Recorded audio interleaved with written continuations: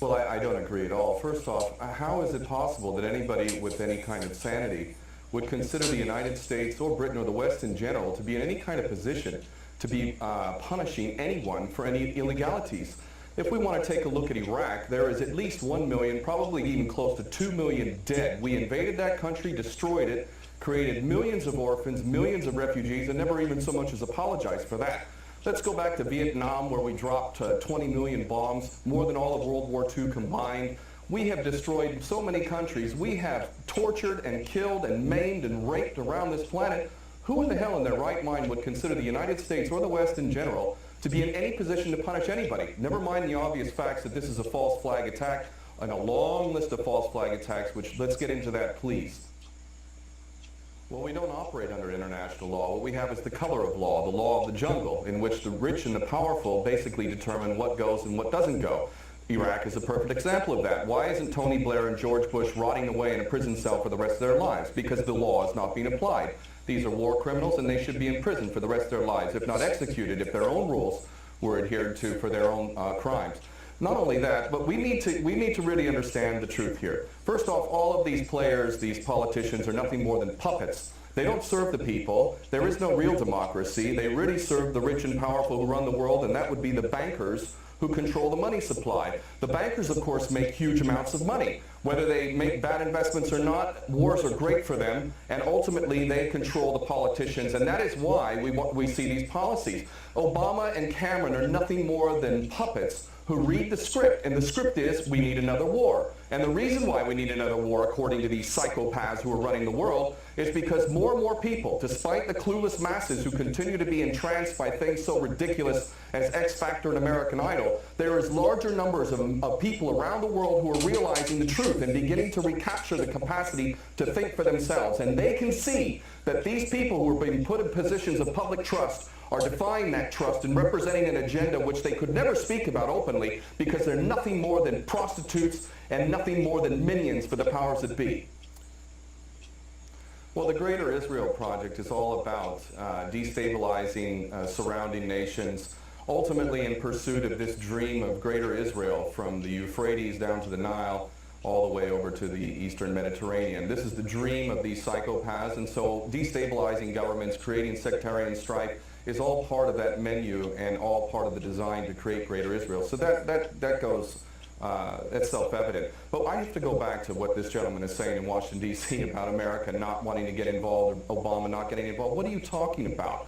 We have been arming people directly who are Al-Qaeda. Al-Nusra Front is Al-Qaeda. These people are psychopaths to the worst order. They are conducting suicide attacks. They are gassing people. We know Carla Del Ponte said in May that it was the so-called rebels in Syria that were using sarin gas, not the Bashar al-Assad regime. No, it was not. We know that the United States president is arming people who are on the U.S. terrorist list. He should be convicted of aiding and abetting, giving material support to a terrorist organization. But then again, you know what? We, the West, the United States in particular, Israel and Britain, are the biggest terrorists on the planet. So our little junior partners in Al-Qaeda, which is nothing more than a CIA database, thus the name Al-Qaeda, this is nothing more than a group of terrorists working together, each playing one different role, but all of them working together for the same goal, which is to maintain this hideous and sick and twisted, unjust world that we have,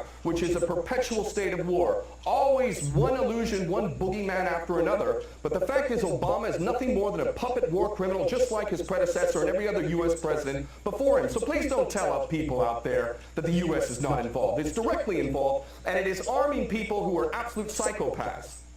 Because the United States has never been interested in anything.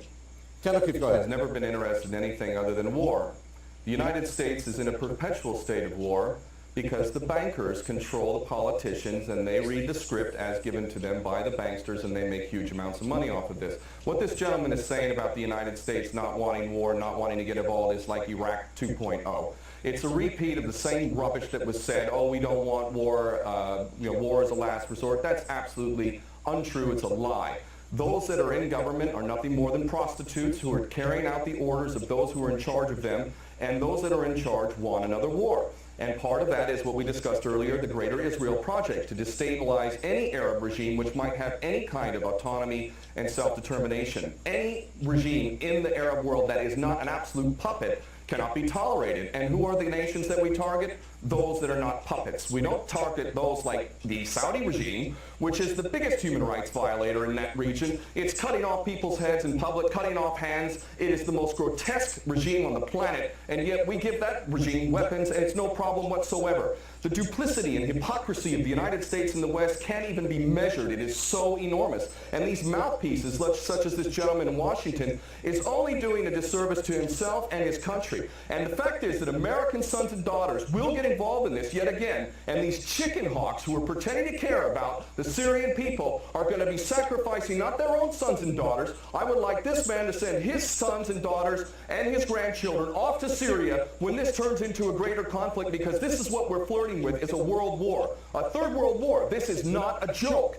We are flirting with a third world war on the basis that apparently we care so much about the Syrian people, just like we care so much about the Iraqi people and the Afghani people. The only people that buy this sort of stuff are either bought-off prostitutes or the dumbest of the dumb. And we're also led to believe that Assad is the dumbest idiot dictator on the planet now, isn't he? Because he invited UN inspectors to come in, and he brought them in. On the very day that they come in, he decides to attack his own people 10 miles away from where the inspectors arrive.